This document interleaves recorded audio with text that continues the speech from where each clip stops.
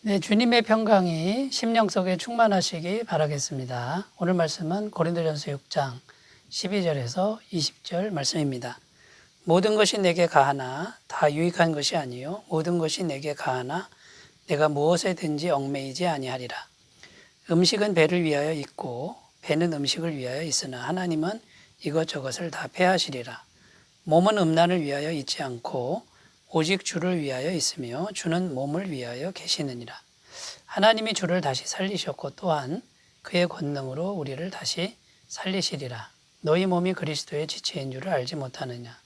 내가 그리스도의 지체를 가지고 창녀의 지체를 만들겠느냐. 결코 그럴 수 없느니라. 창녀와 합하는 자는 그와 한 몸인 줄 알지 못하느냐. 일러스되 둘이 한 육체가 된다 하셨나니 주와 합하는 자는 한 영이니라. 음행을 피하라. 사람이 범하는 죄마다 몸 밖에 있거니와 음행하는 자는 자기 몸의 죄를 범하느니라. 너희 몸은 너희가 하나님께로부터 받은 바 너희 가운데 계신 성령의 전인 줄을 알지 못하느냐.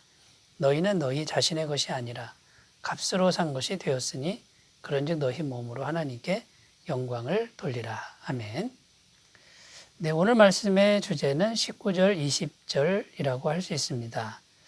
다시 읽어보면요. 너희 몸은 너희가 하나님께로부터 받은 바 너희 가운데 계신 성령의 전인 줄을 알지 못하느냐.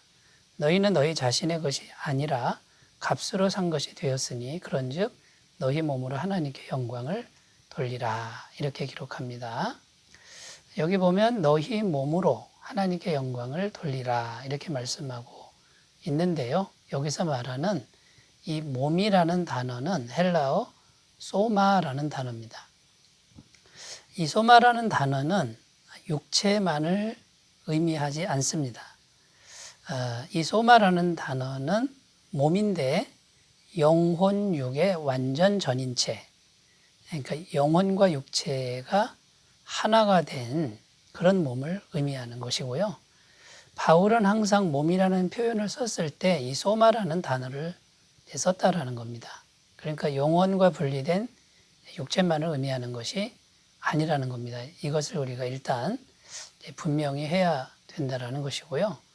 너희 몸으로 하나님께 영광을 돌리라 이 말은 영혼, 육이 완전히 하나가 된 상태인 몸, 그 몸으로 하나님께 영광을 돌려야 된다.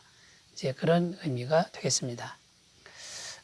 그런데 이 고린도 교회 성도들 중에는요, 육체를 함부로 이렇게 사용해서 음행을 하는 사람들이 있었다는 겁니다. 16절 말씀해 보면 창녀와 합하는 자는 그와 한 몸인 줄을 알지 못하느냐. 일러스되 둘이 한 육체가 된다 하셨으니. 여기 보면 창녀와 합하는 자 이렇게 나오잖아요. 그러니까 음행을 행하는 그런 성도들이 있었다는 겁니다. 또 18절에 보면 음행을 피하라. 사람이 범하는 죄마다 몸 밖에 있거니와 음행하는 자는 자기 몸의 죄를 범하느니라. 여기 보면 음행을 피하라. 또 이렇게 권면하는 걸로 봐서 고린도 교회 내에 이렇게 창기와 음란한 행위를 하는 성도들이 있었다라는 것을 증거해 주는 것으로 보입니다. 자, 그래서 참된 신앙은 영혼육, 이 영혼육이 하나가 된 전인적인 몸이죠. 그것으로 하나님께 영광을 돌리는 것인데, 그래서 영혼육이 하나가 돼서 하나님께 영광을 돌려야 되는데 자꾸 이렇게 몸으로 음란한 행위를 하는 이런 일들이 왜 일어났는지, 어디서부터 왔는지 이것을 우리가 살펴보고요. 그리고 우리의 몸이 어떻게 하면 하나님께 영광을 돌릴 수 있는지를 오늘 생각해 보는 시간을 갖도록 하겠습니다. 자, 첫 번째 이제 우리가 생각해야 될 아주 중요한 게 있는데 그게 뭐냐면 영지주의 사상입니다. 이 영지주의 사상은 기독교 사상이 아닙니다.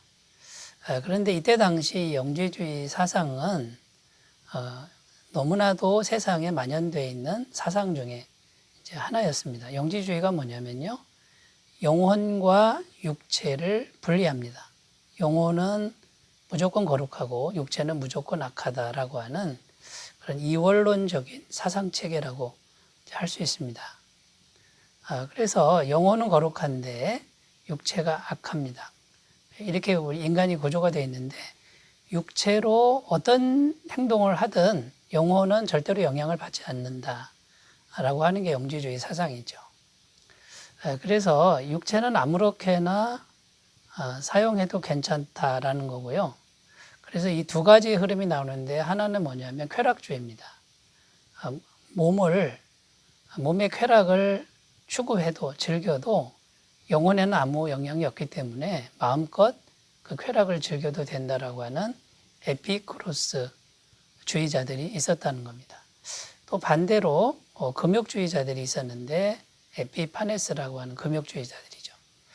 육체는 악하니까 계속 괴롭혀야 된다라는 겁니다. 고행을 시켜야 된다라는 거죠. 고통을 느껴야 영혼이 더 거룩해질 수 있다라고 하는.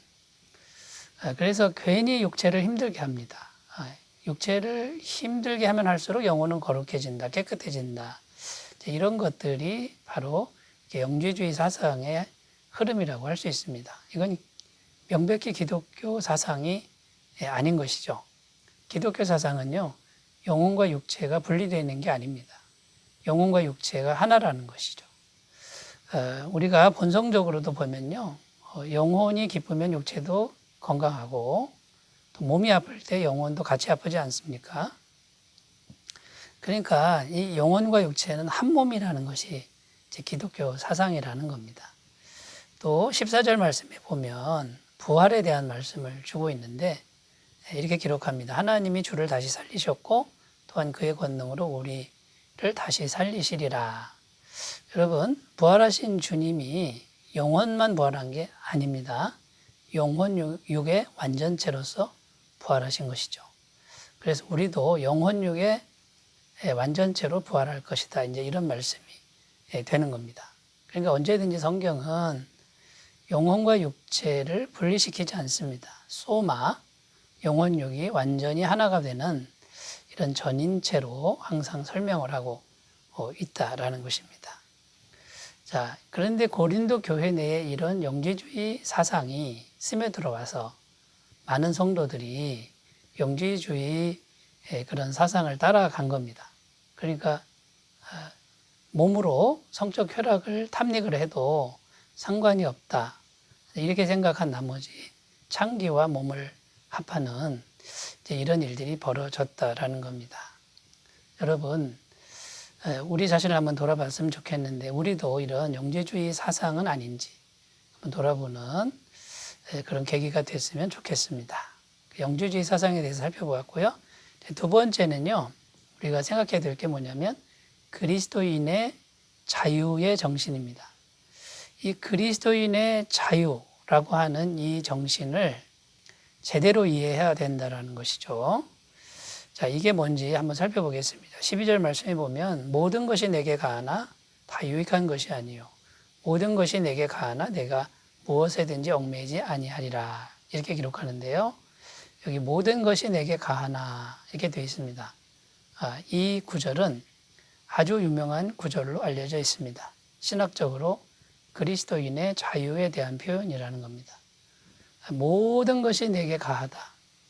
이 말은 그리스도인은 모든 죄책감, 모든 죄책, 죄에 대한 책임으로부터 자유하다. 이런 뜻입니다. 죄를 지면 어떻게 됩니까? 그리스도인은 그리스도께서 십자가로 죄를 다 가져가시죠. 날마다 완벽한 죄사함을 주신다는 겁니다. 그러니까 어떤 죄를 져도 우리가 죄책을 우리 스스로 질 필요가 없다라는 거예요. 예수님께 맡기고 기도로 맡기고 회개로 맡기면 그 죄로부터 자유해지는 거죠. 죄로부터 자유해졌으니 율법의 행위로도 자유해졌다라는 겁니다. 그러니까 모든 것이 내게 가하다. 이렇게 표현한다라는 겁니다. 그런데 여러분, 이 그리스도인의 자유가 얼마나 대단한 겁니까? 그런데 우리가 꼭 생각해야 될 게 뭡니까? 자유롭다 그래서 죄를 함부로 막 지어도 된다. 이런 의미는 결코 아니라는 것입니다. 그래서 꼭 생각해야 될 것은 그리스도인의 자유지만 그리스도인의 도덕적인 책임, 윤리적인 책임을 져버리면 안 된다라는 겁니다. 본성적으로도 우리 인간은요, 도덕적으로 성결할 때, 그 방향으로 추구할 때 참된 행복과 보람이 있다라는 겁니다. 죄를 향해 가고 방종을 향해 갈 때 불행하지 않습니까? 마음이 절대 기쁠 수가 없는 것입니다. 그런데 이 고린도 교회 교인들이 죄로부터 자유하다 그래서 아무렇게나 방탕한, 방종한 삶을 막 살았다라는 겁니다. 그러니까 그리스도인의 자유의 정신을 제대로 이해하지 못한 결과라는 것입니다. 그래서 우리는요, 예수님 때문에 죄로부터 자유하다. 그래서 우리는 자유한 존재다라고 했을 때 항상 두 가지를 질문해야 됩니다. 첫 번째는 나의 행동이 자유하지만 나의 행동이 하나님과 연합이 되고 있는가? 이걸 질문해야 된다는 거죠. 베드로전서 2장 16절 자유하나 그 자유로 악을 가리우는 데 쓰지 말고 오직 하나님의 종과 같이 하라. 이렇게 말하고 있고요. 두 번째는요. 나 자신과 다른 사람에게 지금 나의 행동이 유익이 되는가? 자, 이런 것들을 생각해 봐야 된다라는 것입니다. 그리스도인의 자유의 정신을 잘 이해하라는 그런 말씀이었고요. 자, 세 번째입니다. 세 번째. 그러면 소마, 몸의 목적은, 궁극적인 목적은 뭡니까? 주님과의 연합이라는 것을 잊지 말아야 된다라는 것입니다. 16절, 17절. 창녀와 합하는 자는 그와 한 몸인 줄 알지 못하느냐? 일렀을 때 둘이 한 육체가 된다 하셨나니 주와 합하는 자는 한 영이니라. 여기 보면요. 몸을 섞는 것은요. 몸만 섞는 게 아닙니다. 소마, 전인이 섞이는 겁니다. 그래서 성경은 이걸 결혼이라는 이제 그런 의미를 창세기부터 기록하는데 둘이 한 몸이 된다 할 때 아담과 하와의 결혼을 앞두고 말씀한 거죠. 이건 육체만의 결합을 의미하는 게 아닙니다.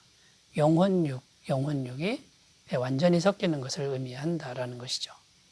그러니까 이 한 가지 사실만 봐도 창기와 음행을 하는 것은 절대로 안 된다는 것을 이제 우리는 알 수 있습니다.